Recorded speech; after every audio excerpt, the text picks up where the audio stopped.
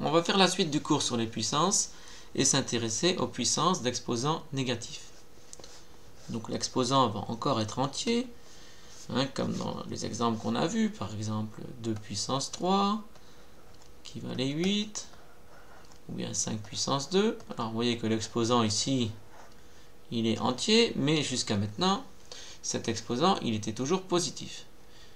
Éventuellement égal à 0, donc par exemple on a vu que 2 puissance 0, ça faisait 1, mais on n'a pas vu de cas où cet exposant, il était négatif, et c'est ce qu'on va faire maintenant. On va s'intéresser aux puissances d'exposants négatifs. Donc, grand B, puissance d'exposants entiers négatifs, puisqu'on va rester avec des entiers. Dans tout le cours, ce sera uniquement avec des entiers. Donc, reprenons un peu ce qu'on avait dit en particulier pour expliquer que 2 puissance 0, ça faisait 1. Donc, on avait dit que par exemple, alors 2 puissance 3, c'était 2 fois 2 fois 2, donc c'était 8.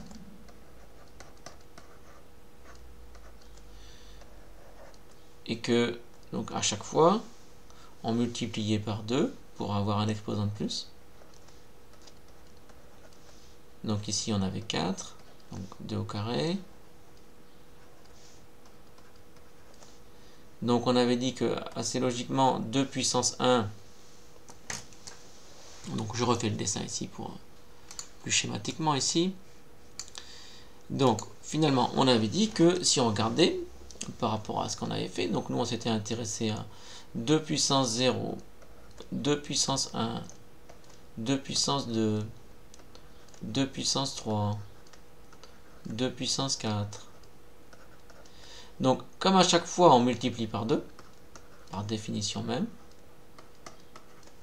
donc on a été amené à ici, donc là ça faisait 8, là ça faisait 16, donc là ça faisait 4, là ça faisait 2, et là ça faisait 1. Et alors évidemment, la question c'est qu'est-ce qui se passe quand on va de l'autre côté? Autrement dit, quand on va prendre 2 puissance moins 1, si on veut rester logique, qu'est-ce qu'on va prendre? Eh bien, la même règle va continuer à s'appliquer, à savoir que à chaque fois, on multiplie par 2 quand on va de la gauche vers la droite. Donc, ici, de là à là, on multiplie par 2. Bon, mais nous, on a plutôt celui de droite. Donc, dans l'autre sens, on divise par 2. Donc, forcément, ici, il faut que ce soit 1 divisé par 2. Donc, si on veut être logique, forcément, ici, il faut que ça fasse 1 demi. Et après, pareil, 2 puissance moins 2, 2 puissance moins 3. Donc là, on va faire 1 demi divisé par 2. Donc on va encore diviser par 2. Alors on pourrait mettre 0,5. On aurait pu l'écrire 0,5 si on préfère. Parce que 1 divisé par 2, ça fait 0,5. Mais autant le garder sous forme de fraction. Parce qu'après, on divise encore par 2.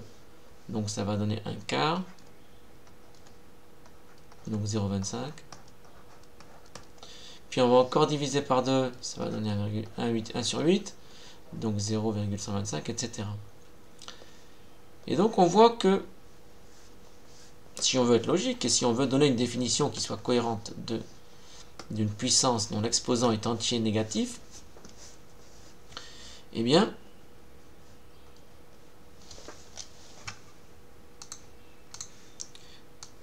on voit que ici, là, donc 2 puissance 0 c'était 1, et puis après, donc là, ah bah tiens, ces deux-là se ressemblent finalement. Et ces deux-là, ah bah ils se ressemblent finalement. Bon. Donc, autrement dit, pour expliquer ce qui se passe pour une puissance d'exposant négatif, donc on pourrait effectivement utiliser ce petit dessin, première possibilité, ou bien, si on préfère, remarquez que par exemple 2 puissance moins 2, eh bien c'est pareil que 1 demi finalement au carré. Donc ça c'est la première observation qui va nous servir en fait à la définition. Et ensuite autre possibilité, comme à chaque fois on divise par 2, on voit qu'ici on a 1 demi, 1 quart, 1 huitième. Donc je me rends compte en regardant un peu que en fait ça fait, donc par exemple 1 demi, ben c'est 1 demi puissance 1. 1 quart, ben 1 quart c'est 1 demi puissance 2, donc 1 demi au carré. Forcément, parce que le 2 il va se retrouver en bas.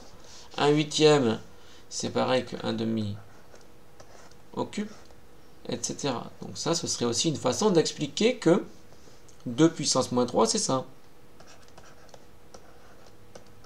Parce que ça, on sait ce que c'est. Que 2 puissance moins 2, ce serait ça. Alors, ce serait possible de l'expliquer comme ça.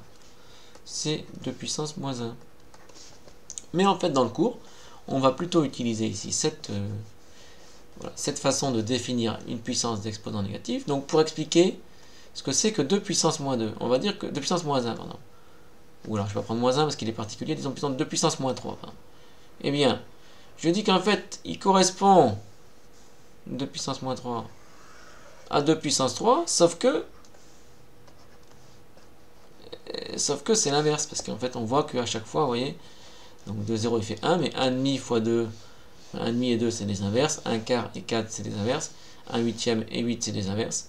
Donc, la définition que l'on va adopter pour une puissance d'exposant négatif, c'est de dire, par exemple, que 3 puissance, là je prends avec 2, mais on le fera avec n'importe quoi, 2 puissance moins n, donc si n est positif, ça fait une puissance d'exposant négatif, ça, 2 puissance moins n, donc avec n positif, donc un exposant qui va être négatif, et bien par définition, c'est l'inverse, donc 1 divisé par la même puissance d'exposant positif.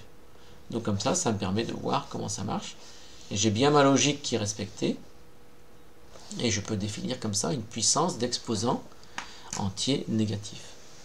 Donc attention, j'attire par expérience, je peux vous dire qu'il faut être bien attentif à ça, que c'est difficile au début quand on commence. Donc il faut bien prendre son temps de comprendre cette définition et de l'appliquer dans les exemples simples. Il est un peu normal qu'au départ vous ayez des difficultés avec ces puissances d'exposants négatifs. Et je vous préviens que voilà, lors des contrôles, il faudra être attentif à ça. Parce qu'on a vite fait de dire une bêtise. Donc attention, 2 puissance moins n, c'est l'inverse de 2 puissance n. Donc ça, c'est vrai aussi, mais on ne va pas l'utiliser directement. Mais c'est une autre façon de voir les choses. Donc allons-y pour ce cours.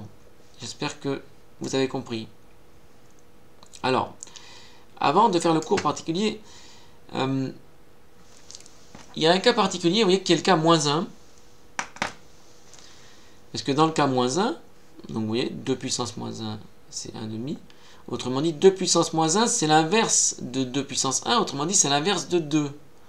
Donc, un nombre à la puissance moins 1, et je ne sais pas si vous vous souvenez que je vous l'avais dit quand on avait fait le chapitre sur les inverses, c'est une façon d'écrire l'inverse. Un nombre à la puissance moins 1, c'est l'inverse du nombre.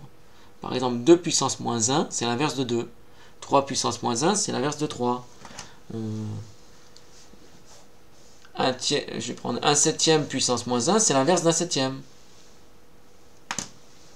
Donc, on va faire cette remarque ici. Alors, je précise que ce que j'ai fait ici, c'est pas exactement ce qu'il y a dans le cours ici, c'est une autre façon de voir les choses. Donc, grand B, puissance d'exposant entier négatif. Dans le chapitre sur les fractions, on a vu la notion d'inverse. L'inverse de 3 est 1 divisé par 3. Effectivement, c'est 1, l'inverse d'un nombre, c'est 1 divisé par ce nombre. Parce que là, les inverses, pour que deux nombres soient inverses, il faut que quand on les multiplie, on obtient 1. Donc forcément, si quand on multiplie, je vous rappelle le cours sur les inverses, si je prends deux nombres qui sont inverses, c'est A fois quelque chose égale 1. Donc ça, c'est l'inverse de A. Il faut que les deux nombres, quand on les multiplie, ça fait 1. Donc forcément, le quelque chose, là, bah, c'est 1 divisé par A. Donc 1 divisé par A, c'est l'inverse de A. Donc l'inverse de 3, c'est 1 sur 3. Et on a dit que l'inverse de 3 pouvait aussi s'écrire 3 puissance moins 1. Et voilà pourquoi. Parce qu'effectivement, si on est logique, eh bien, 3 puissance moins 1, ce sera l'inverse de 3. Donc ce sera 1 divisé par 3. Donc c'est une écriture que l'on trouve parfois sur la touche, donc sur une touche de la calculatrice. Donc sur une touche. Pas sur la touche, sur une touche. Donc il y a une touche inverse qui est parfois écrite comme ça. Sur les calculatrices. Donc on va généraliser cette définition, hein, c'est ce qu'on a fait ici en expliquant que 2 puissance moins n, donc ça marche pour n égale 1, c'est ce qui correspond à ce cas-là, mais ça marche pour n'importe quoi. Donc on va généraliser cette définition pour tout nombre entier négatif, par exemple 2 puissance moins 5, Et l'inverse de 2 puissance 5. 2 puissance moins 3, qui est égal à la huitième, c'est l'inverse de 2 puissance 3, qui est égal à 8. Donc 2 puissance moins 5 est l'inverse de 2 puissance 5. Autrement dit, 2 puissance moins 5 égale 1 sur 2 puissance 5.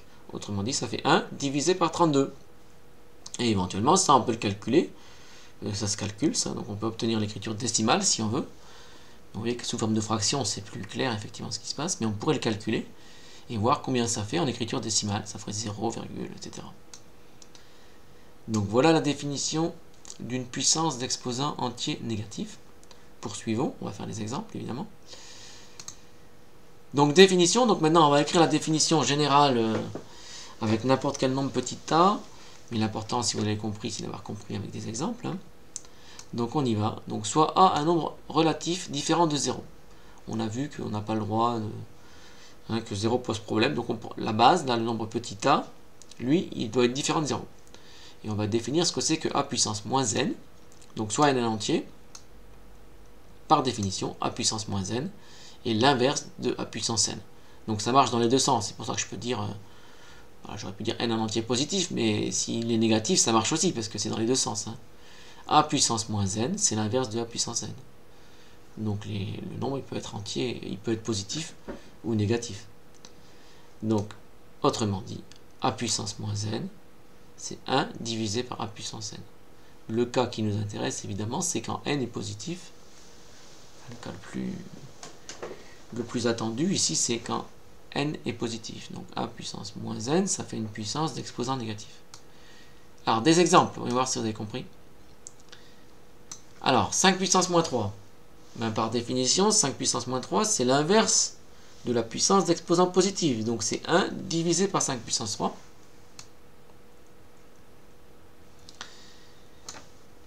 « 5 puissance 3, ça fait 5 fois 5, 25. 5 fois 5, 25 fois 5, 125. Donc ça fait 1 sur 125.